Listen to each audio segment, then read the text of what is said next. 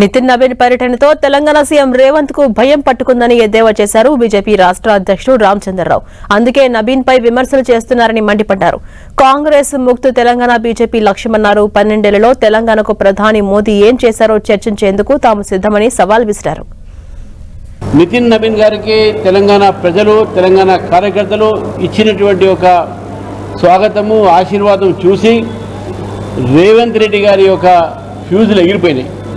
అందుకే రేవంత్ రెడ్డి గారు మాట్లాడుతూ ఉన్నాడు. ఈ నితిన్ నవీన్ ఎవరు? మమతా బెనర్జీని ఓడించిన వ్యక్తి నా దగ్గర వచ్చి నన్ను ఓడించలేడు అని చెప్తా ఉన్నాడు. వచ్చే ఎన్నికల్లో బీజేపీ గెలుస్తున్న భయంతో రేవంత్ రెడ్డి గారు ఇటువంటి వ్యాఖ్యలు చేశారు. ఈ 12 సంవత్సరాలు మోదీ గారు ఏం చేశారని చెప్పేసి చర్చిద్దామని నేను చర్చించడానికి సిద్ధంగా ఉన్నాను. దమ్ముంటే సెక్రటేరియట్ గేట్ దగ్గర 2 కుర్చీలు పెడదాం, వాన పడితే గొడుగులు కూడా మేము తీసుకొస్తాం.